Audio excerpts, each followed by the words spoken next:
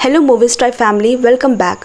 एक और बेहतरीन और अलग कहानी जो आपको भी बेहद पसंद आएगी। मूवी का नाम है the garden of the evening mist. Director है टॉम लिन शू यू और IMDb रेटिंग 6.8 है। एक बूढ़ी औरत रेडियो पे खबर सुनते हुए ड्राइव कर रही है।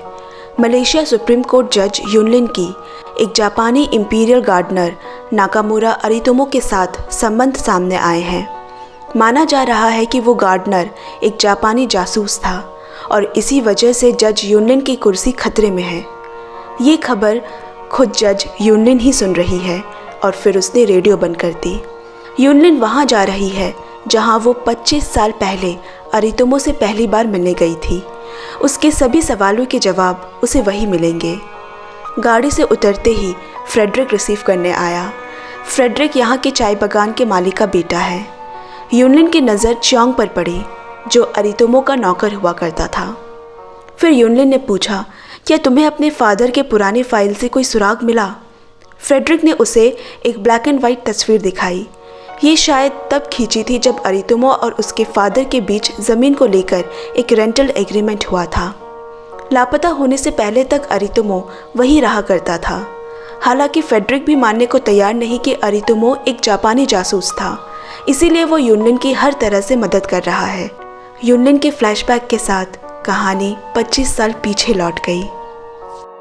यंग युनलिन तभी क्रिमिनल लॉयर हुआ करती थी। एक जवाब की तलाश में वो कोबयाशी मामूरो नाम के जापानी कैदी से मिलने जेल आई है। आज उसे फांसी लगने वाली है। और पीछे ले चले तो ये बात दिसंबर 1941 की है, जब अंग्रेज़ों के द्वारा गुलाम बनाए मलेशिया पे जापानी ने थोड़े वक्त के लिए कब्जा कर लिया था। उस समय मलेशिया के जवान लड़के लड़कियों को बंदी बनाकर घने जंगलों के बीच एक कैंप में ले जाया गया, जहां उनका शोषण होता था, जिनमें 24 साल की युनलिन और उसकी 19 साल की बहन भी थी। सिर्फ 4 सालों में ही यानी 1945 में अंग्रेज़ों ने वापस से मलेशिया को अपने दखल में ले लिया और जापानी सैनिकों को यहाँ से भागना पड़ा। उनके कैंप्स बंद हो गए और युनलिन को इसी कैंप की तलाश है। फांसी पे चढ़ने वाला कैदी कोबयाशी ने उसे एक चिट्ठी थमाई जो उसके बेटे के लिए है और रिक्वेस्ट की कि ये उसके बेटे तक पहुंचा दे। युनलिन ने कहा, एक ही शर्त पर, अगर तुम मुझे उसी कैंप जाने का रास्ता बताओ। कैदी ने कहा, मुझे नहीं पता, क्योंकि हम जापानी सैनिकों को भी वहाँ आँखों में पट्टी बांध कर ले जाया जाता था। वो जगह ना ही किसी मैप में है। युनलिन को यहाँ से भी खाली हाथ आना पड़ा। उस जगह की तलाश में युनलिन ने कितने ही फाइल्स पढ़े, कितने ही जापानी कैदियों से मिली और ऐसे देखते देखते 4 साल गुजर गए। एक दिन उसे रिकॉर्ड देखते हुए एक जापानी इंपीरियल गार्डनर नाकामुरा अरितोमो की फाइल दिखी और कुछ दिनों बाद वो उससे मिलने शहर से दूर निकल गई। रास्ते में उसे अपनी छोटी बहन की याद आने लगी, जिसे जापानी गार्डन बहुत पसंद थे। उनकी ही बातें किया करती थी। जापानियों द्वारा इतना गंदा काम करने के बाद भी उसके मन में जापानी गार्डन के लिए प्यार थोड़ा भी कम नहीं हुआ। वहाँ पहुँचने पर ब्रिटिश टी कंपनी का मालिक मैग्नस उसे लेने आया। अरितोमो मैग्नस के ही ज़मीन पर किराए के मकान में रहता है। मैग्नस ने उसे रास्ते में ही बता दिया था कि तुम जिस काम के लिए आई हो, मुझे नहीं लगता वो इसके लिए तैयार होगा। फिर वो मैग्नस की वाइफ एमिली और बेटे फ्रेडरिक से मिली। उनके ही गेस्ट हाउस में रुकने का इंतज़ाम हुआ। अगले दिन सुबह सुबह वो अरितोमो से मिलने पहुंची। युनलिन ने कहा, मेरा एक पुश्तैनी ज़मीन कुआलालंपुर में है। मैं वहाँ एक जापानी बगीचा बनवाना चाहती हूँ। क्या आप मेरी इसमें मदद करेंगे? जब अरितोमो ने कोई रुचि नहीं दिखाई, युनलिन ने उसे राज़ी कराने के लिए पूरी कहानी सुनाना शुरू किया। मेरी बहन को मेरी दादी से बहुत लगाव था। मेरी दादी के देहांत के बाद वो मायूस रहने लगी। तब मेरे फादर हमें घुमाने जापान के एक शहर कोयोटो ले गए। वहाँ की गार्डन्स देखकर मेरी बहन भावुक होकर रोने लगी। उसके अंदर के जज्बात फूट कर बहने लगे। उसे जापानी गार्डन इतना पसंद आया कि उसने इस पर कई किताबें पढ़ डाली। फिर द्वितीय विश्व युद्ध छिड़ गया और जापानियों ने मलेशिया को अपने कब्जे में ले लिया। मेरी और उसकी तरह कई लड़कियों को घने जंगलों में काम कराने आंखों में पट्टी बांध कर ले जाया गया। वहाँ के हालातों का सामना करने के लिए वो सिर्फ उन जापानी बगीचे की सुंदरता के बारे में सोचती। दिमाग में सजे वो बगीचे की छवि उसे जिंदा रहने की हिम्मत देती। उसका एक सपना था कि वापस घर आकर वो वैसा ही जापानी बगीचा बनाएगी, मगर वो तो कभी वापस जिंदा ही नहीं लौट पाई, क्योंकि जब जापान युद्ध में हारा पूरे कैंप को नस्ते नाबूद कर दिया गया। मैंने 6 साल तक उन कैंप को ढूंढने की बहुत कोशिश की ताकि अपनी बहन को घर ला सकूं, लेकिन मैं उस कैंप का रास्ता नहीं ढूंढ पाई। पर अपनी बहन के लिए अब मैं एक जापानी बगीचा बनाना चाहती हूँ। मैं इंतज़ार करने को तैयार हूँ। आप जब कहें हम चल सकते हैं। पूरी बात ध्यान से सुनने के बाद भी उसने उसे खाली हाथ लौटा दिया। रास्ते में लौटते वक्त गुस्से में युनलिन ने उन सारे जापानी कैदियों की चिट्ठियां फेंक दी जिसे उनके घर वालों तक भेजना था। शाम को मिस्टर मैग्नस के घर चल रही पार्टी के बीच अचानक खबर आई कि ब्रिटिश हाई कमिश्नर की बागियों ने गोली मारकर हत्या कर दी। ऐसे हालातों में ये आम बात है। उसी शाम उसे अपने गेस्ट हाउस के सामने अरितोमो को खड़ा पाया। उसने उसकी फेंकी हुई चिट्ठियां वापस की और कहा, मैं ये जगह छोड़कर नहीं जा सकता। तुम्हें यहीं रहकर काम करके सीखना होगा और मुझे यकीन है जब तुम्हारा यहाँ से जाने का वक्त आएगा तुम अपनी बहन के लिए बगीचा बना सकोगी। अगली सुबह वो भी बाकी मजदूरों के साथ काम पर लग गई। अरितोमो यहाँ भी एक बगीचा बना रहा है जिसे युगुरी कहते हैं। वो अपने काम को लेकर बहुत सख्त है। उसने बताया, गार्डनिंग में सबसे पहला पार्ट है साकुतेकी, यानी पत्थरों को सही तरीके से सजाना, आर्ट ऑफ सेटिंग स्टोन्स। एक दिन युनलिन फेडरिक के साथ एक बार में गई जहाँ उसे पता चला इस जगह पे कोई यामाशिता सोना छुपाया हुआ है जिसमें मलेशियंस के लूट के समान है। ऐसा माना जाता है कि जापानियों ने ये सोना यहाँ के जंगलों में छुपाया है ताकि युद्ध जीतने के बाद सोना जहाज द्वारा अपने देश ले जा सके, लेकिन वो हार गए और वो सोना भी इन्हीं जंगलों में गुम हो गया। काफ़ी लोग उस खजाने के पीछे पड़े हैं पर आज तक कोई ढूंढ नहीं पाया। कुछ इसे सच मानते हैं लेकिन कुछ इसे मनगढ़ंत कहानियाँ। पता नहीं सच क्या है। एक दिन युनलिन अरितोमो के घर से वापस अपने गेस्ट हाउस पहुंची तो वहां पहले से मौजूद बागियों ने उसे पकड़ लिया और कहा, हमने ही उस ब्रिटिश कमिश्नर को मारा है और अगर तुमने जल्द पैसों का बंदोबस्त नहीं किया तो तुम्हारा भी यही हाल होगा। युनलिन अपनी ज़िंदगी में इतना कुछ देख चुकी है कि अब उसे इन धमकियों से डर नहीं लगता। गहमा गहमी बढ़ने पे अरितोमो का नौकर च्योंग वहाँ अंदर आ गया और उसे रोकते हुए युनलिन से अपने भाई की हरकत पे माफ़ी मांगी। कहानी प्रेजेंट में लौट आई जहाँ युनलिन और फ्रेडरिक अरितोमो के उसी किराए वाले मकान में हैं जहाँ वो रहता था। उसके नौकर च्योंग ने अपने मालिक के लिए सारी चीज़ें वैसे ही रखी है जैसा वो छोड़कर गया था, इस उम्मीद में कि शायद कभी अरितोमो वापस आए।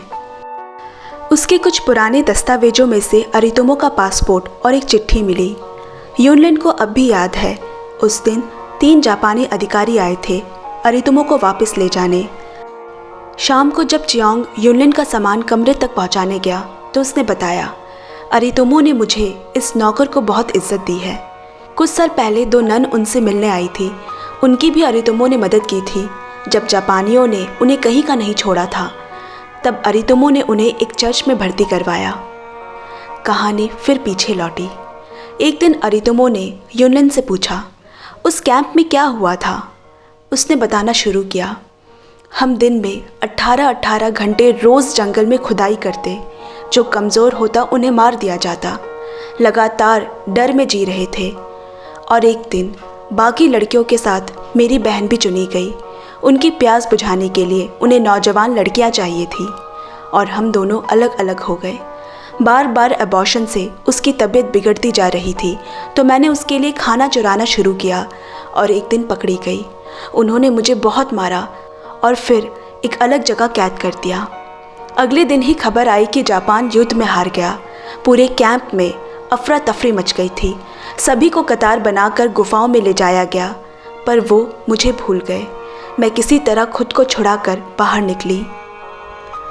मैंने अपनी बहन को उसी कतार में खड़ा देखा। मुझे आज़ाद देख उसके चेहरे पे एक सुकून भरी मुस्कुराहट थी। उसने मुझे वहाँ से भाग जाने का इशारा किया। कुछ ना समझ पाकर मैं वहाँ से भागी, लेकिन मेरा मन नहीं माना। मैं वापस कैंप के रास्ते की तरफ मुड़ी और मेरी आंखों के सामने पूरे कैंप को बॉम्ब से उड़ा दिया गया। कैंप का कोई नामो निशान नहीं बचा। एक बार फिर वो दर्द उसके सीने में उठा। वो ज़ोर ज़ोर से रोने लगी। अब यहाँ गार्डनिंग का सारा काम रुक गया क्योंकि इस बार बरसात जल्दी उतर आई। अब उन्हें कुछ महीने इंतज़ार करना होगा। युनलिन ने पूछा, क्या तुम चाहते हो कि मैं वापस चली जाऊँ? अरितोमो ने अपनी इच्छा जताई। उसने कहा, मैं तुम्हारी पूरी पीठ पर एक टैटू बनाना चाहता हूँ, ऊपर से नीचे तक, लेकिन इसमें बहुत दर्द होगा। दर्द ही तो वो एक चीज़ है जिससे नज़र मिलाने की हिम्मत युनलिन रखती है। कोई ऐसा दर्द जो उसके अतीत के दर्द को भुला दे। उसने हाँ कर दी। काम शुरू हुआ। युनलिन की पूरी पीठ चाबुक की मार के दाग से उभरी थी। पूरे टैटू को बनकर तैयार होने में समय लगेगा। धीरे धीरे उस रात दोनों करीब आ गए। वो रोने लगी। वो अपनी बहन के साथ ऐसा कैसे कर सकती है? आखिर एक जापानी के साथ उसे प्यार कैसे हो सकता है? उसके मन में बहुत गुस्सा है, घृणा है जापानियों के लिए। पता नहीं ये समय उसे क्या सिखाना चाहता है। एक दिन टैटू बनाते हुए अरितोमो ने पूछा, जब तुम अपनी बहन के बारे में सोचती हो तो क्या नज़र आता है? वो बोली, चेरी ब्लॉसम। बारिश खत्म होते होते उसका टैटू भी पूरा बन गया। उसके पूरे टैटू में उसने एक जगह खाली रखी है जिसके बारे में अरितोमो ने कभी कुछ कहा नहीं। फिर से बगीचे का काम शुरू हुआ। एक दिन 3 जापानी अरितोमो के पास आए उसे वापस ले जाने। ये ऑर्डर उसके देश जापान की तरफ से आया था। उसे सोचने का वक्त दिया गया। खाने की टेबल पे युनलिन की अरितोमो से बहस हो गई। जापानियों ने इतना सब कुछ किया हमारे साथ और तुम वापस जाने की सोच रहे हो। अरितोमो ने कहा, जापान में पहले देश आता है, फिर लोग। कुछ दिन गुजर गए लेकिन अरितोमो गया नहीं। कुछ हफ्ते बाद उन्हीं बागियों ने दोबारा हमला कर अरितोमो और युनलिन के साथ मैग्नस के पूरे परिवार को भी बंदी बना लिया। सारे गहने पैसे लूट लिए गए। अरितोमो से जापानियों द्वारा छुपाए यामाशिता सोना के बारे में पूछने लगा। उसने जवाब दिया, वो सिर्फ एक अफवाह है। फिर बागियों ने गोली चलाई। सब रोने चिल्लाने लगे और इस अफरा तफरी में मैग्नस पे गोली चला दी गई। और जब अरितोमो पे गोली चली, उसका नौकर चियोंग बीच में आ गया, जिसके जांग पे गोली लगी। अपने भाई पे ही गोली चला देख वो घबराकर वहाँ से निकल गया। उस दिन के बाद से अरितोमो खुद बगीचा बनाने का काम जल्द से जल्द पूरा करना चाहता है। वो दरअसल युनलिन के लिए ही उसकी बहन का बगीचा बना रहा है। अब प्रेजेंट टाइम में युनलिन ने उन 2 नन से संपर्क किया जिन्हें अरितोमो ने बचाया था। उन्होंने बताया, अरितोमो ने उनके कैंप के कमांडर कोबायाशी मामूरो को सोने की पत्तियां देकर उन्हें वहां से बाहर निकाला था। लेकिन अरितोमो के पास सोना कहां से आया? वो तो बस एक जापानी इंपीरियल गार्डनर था। तो क्या सच में यामाशिता खजाना है? और क्या वाकई में वो यामाशिता खजाना के बारे में जानता था? कोबायाशी मामूरो, ये नाम कहीं तो सुना सुना सा लग रहा है। तभी उसे 1949 में मिले उस कैदी की याद आई जिसे फांसी लगने वाली थी। उसने बस यही कहा था, उस कैंप का नाम गोल्डन लिली है। अब कहानी फिर उस दिन लौट गई जब वो बगीचा पूरा बनके तैयार हो गया था, बिल्कुल जैसा उसकी बहन ने चाहा था। युनलिन ने उसे शुक्रिया कहा। 7 रात वो गुजारने के बाद अगली सुबह अरितोमो युनलिन को एक आखिरी बार देखकर जंगल की तरफ चला गया। युनलिन को क्या पता था कि वो उसे आखिरी बार देख रही है। जब वो अंदर आई, उसे अरितोमो के घर में टंगी एक लौती फोटो फ्रेम ज़मीन पर पड़ी मिली। युनलिन वहीं बैठी है, बस जो समय है वो बदल चुका है। उस बगीचे में अब बड़े बड़े उगे घास फूस के अलावा और कुछ नहीं रहा। तभी उसने देखा कि 4 पत्थर जिसे सही जगह रखने के लिए अरितोमो ने बहुत मेहनत मशक्क़त करवाई थी, वो हमेशा कहता था। बगीचा दरअसल एक बड़े चित्र का प्रतिबिंब है। दरअसल वो उसे कुछ बताने की कोशिश कर रहा था। इस बगीचे में उसने कौन सा प्रतिबिंब बनाया है? तभी युनलिन को अचानक वो मैप याद आया जो फ्रेडरिक के घर पे है। पता नहीं उसे क्या सोचा, वो दौड़कर दीवार पे लगी वो मैप कमरे में ले आई। पीछे पीछे फ्रेडरिक भी आया। उसने कहा, एक गुत्थी सुलझाने में मेरी मदद करोगे? उसने कमरे का दरवाज़ा बंद किया और मैप को एक कोने पे रख दिया। फिर अपने कपड़े उतारे। उसके पूरे पीठ पे अरितोमो का बनाया मैप है। फिर युनलिन ने पूछा, क्या मेरी पीठ पर बना मैप हूबहू इस फोटो में बने मैप से मेल खाता है? फ्रेडरिक बोला, हाँ। मैप में अभी हम कहाँ हैं? यहाँ, जहाँ पे एक खाली जगह है। फिर उसने पूछा, क्या मेरे दाएं कंधे में कोई चेरी ब्लॉसम बना है? फेडरिक ने हाँ में सर हिलाया। अरितुमो ने मुझसे पूछा था कि जब बहन के बारे में सोचती हो तो क्या देखती हो? वही वो जगह है जहाँ मेरी बहन दफन है।